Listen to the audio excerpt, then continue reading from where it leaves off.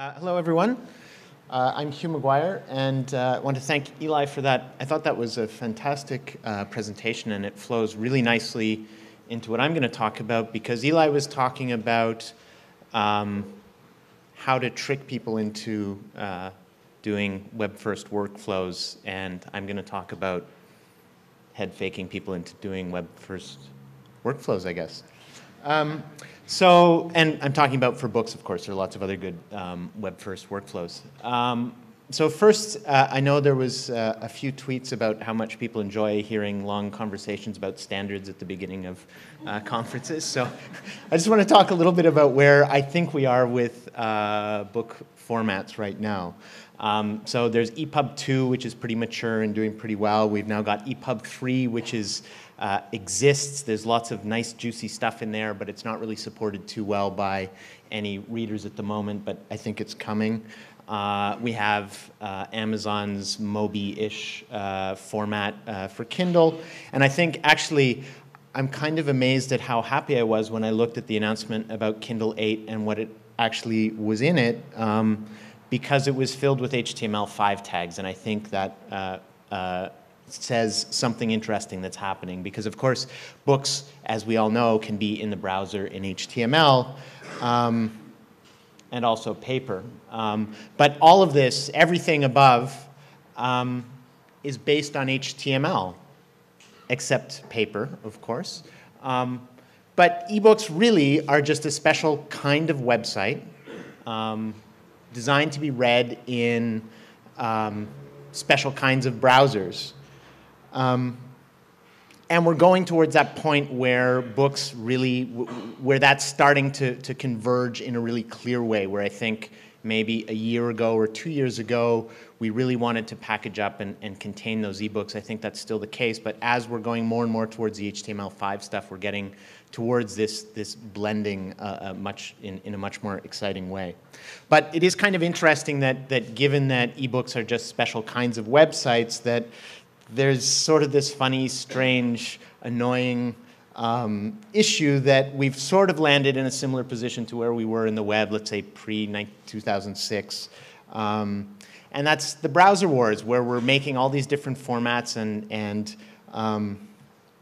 you know, there's this problem we had, anyone who's involved in web development, there's this, you know, great hatred people had for Internet Explorer 6 because we all used Firefox or whatever and everything looked beautiful on those kind of browsers, but then, you know, you got the report from your grandmother who said it looks funny in IE6 and you had to hit your head against the table and deal with it. And so we dealt with it with this kind of code where you had special cases for IE6, and you just think, with ebooks, I'm back, I'm home. God damn you all to hell, you maniacs, don't do it again. But actually, you know, we fixed it for websites. We dealt with this, and we did it well, pretty much. And so now we've got this situation where we do, you know, we've got a structure and then one CSS, and that renders well on most browsers. And maybe there's two CSSs because we have to do user agent detection to see if you've got a mobile device. And anyone who's building websites, please do that, because it's really annoying to have to slide around on your iPhone to figure out what the article is about. But so the solution was very clear in the web world, and I know this is old news for everyone here, but the solution was standard-based structure, relatively consistent application of CSS with maybe a little bit of dynamic user agent detection, and that solves the problem. And I think actually, so if you build the website once, cross your fingers and you hope that it shows up nicely on all browsers, and pretty much that's where we are. And we're not quite there yet with books, and I would say, again, before Kindle 8 format came out, I was really worried about a divergent path, but it seems to me that we're actually getting closer to the point where we're coming together. As I said earlier, the Kindle 8 introduces HTML5 tags, and that was really all that they announced in the announcement that I saw, was just a list of HTML5 tags, and it's kind of a breath of release that they didn't say, oh, we're also going to have special Amazon tags or whatever. So it's HTML5, CSS. So again, we're getting to the point where that looks suspiciously close to a EPUB 3 spec, and I suspect we're going to see convergence. And it makes sense because whatever we think of Amazon, it's the dominant platform right now, and I think Amazon's been really good with this release to follow along what the other dominant part of our universe is, which is the internet. And EPUB is just going to follow along, and I think they're getting very close together. Which is what I'm saying here, is that you notice that everything's getting close to HTML5, and I think that's sort of the natural evolution where all this is going to end up. And I think it's important because I guess this is something I put up, I think it was 2 years ago or a year ago or something, and I got savaged by all sorts of people who told me I was such a cretin because the internet was for tweeting and all sorts of stuff. Some books were for serious research things. But in fact, I think obviously everyone in here agrees with this idea, I think, that this distinction we have between data that's on the internet and data which is in a book is something that's disappearing.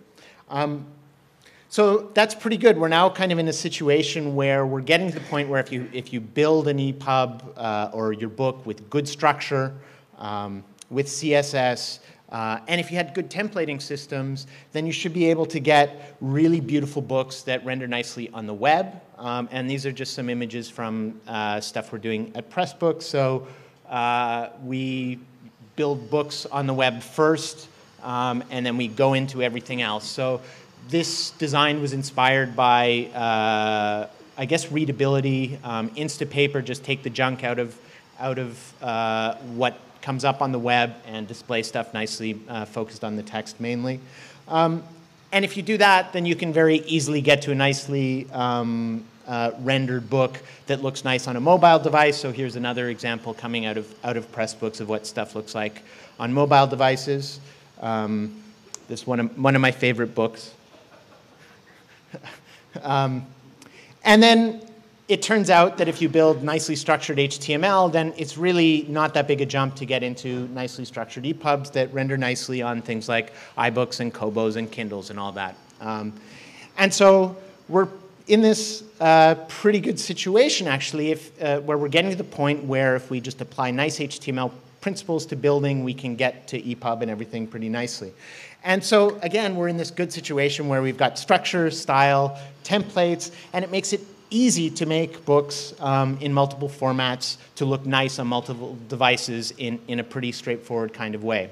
And I guess I should mention there was a tweet last night during my Ignite presentation, I think from Todd over there, saying, well, it's not that easy to make nice websites. You have to put care into it. And it's not to denigrate the care that goes into making nice websites, but the point is with websites is that once you build a nicely designed website on a platform that has the ability to apply templates, you can replicate that a million and a zillion times. And I think that's the point, that if you structure stuff nicely, you can then layer your design look on top of it. And if you put care into that, then you can get multiple easy ways to get between different kinds of nice-looking sites. But there's a problem, right, in this process. And that's that there's this really dominant reading format that still exists, and that's, of course, the paper-based browser, which uses print on paper. And books, as I call them. I don't like p-books. I always feel like that's, I don't know, it's got a bad connotation. But paper and books. So this problem, we have a nice, I think, workflow where you can get to EPUBs and everything easily. But there's this question: is paper now the IE6 of bookmaking in 2011 and going forward?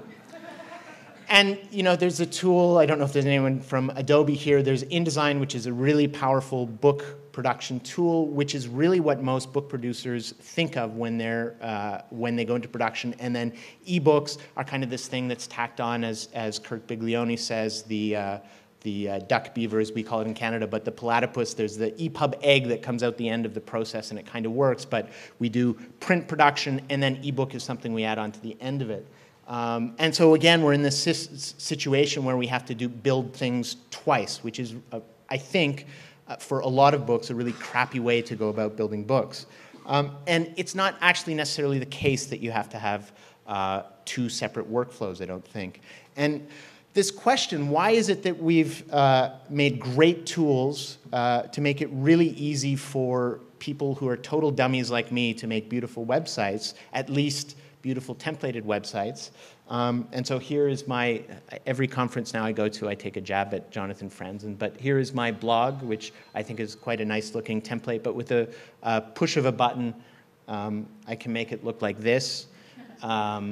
And like this. And you guys probably all use things like WordPress, and it's very obvious to you. But that moment when I first played around with a couple of WordPress templates and just pressed a button, and all of a sudden everything was rendered beautifully, I thought, this is a wonderful world. And really, we should have this for ebook making, and I think we should have it for paper making, paper book making as well.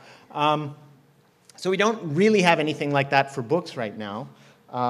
And except there are some tools, but they're kind of difficult, kind of hard. But I think that that's where we have to go to and what we need to layer on top of book production, because really the idea that you produce, let's say, a series of 20 mystery books and that those all flow into InDesign and someone has to do touch to it, it doesn't make a whole lot of sense, I don't think, in this new world. So there are tools out there. They're mostly pretty ugly or difficult to use. O'Reilly has put a lot of energy into making a workflow like that, and probably O'Reilly is the most aggressive company in publishing in this kind of thing, certainly on the trade side. But I think that these kind of tools have to come around, and book producers, book publishers have to get towards this idea that maybe we don't need InDesign for book production.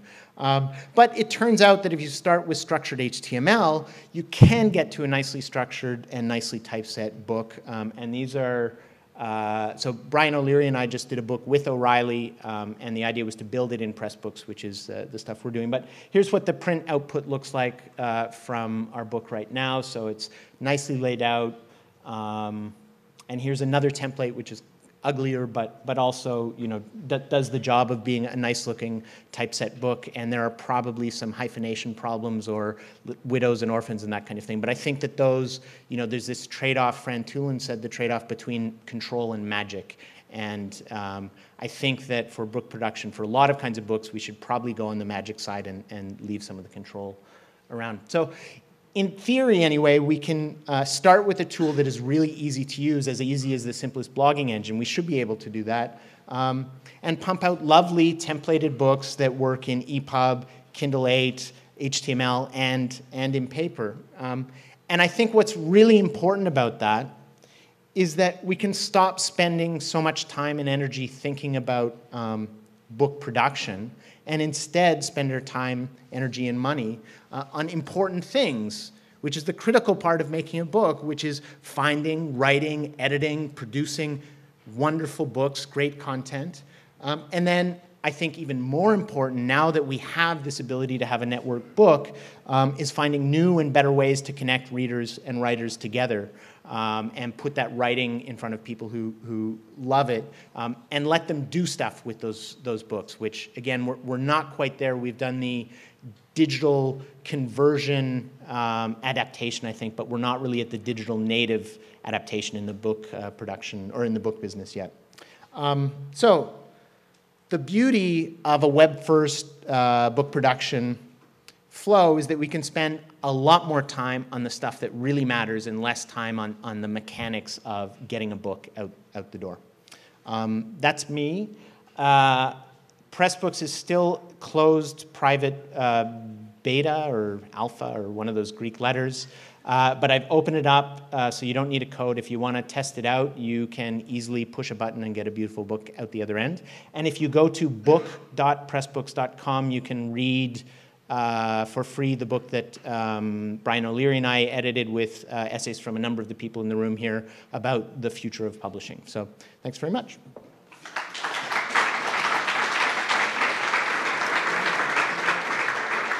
And I guess do I have minutes for 3 minutes or 3 questions? 3 questions, 1 minute each, if anyone has a question. Anyone? Anyone? Yes.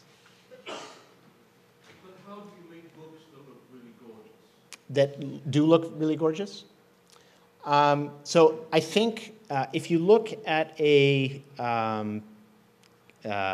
publishing house, say like Random House. They do about 25% are cookbooks, 25% are children's books or heavily designed books, 25% are more heavily designed books of one kind or another, and then 25% are just pure text. And I think, at least for the pure text, we should be just templating and outputting. I think there's that point where there is more beauty that you want out of a print design, and I think that's when you're going to say, okay, this is the book that needs that beautiful attention to detail.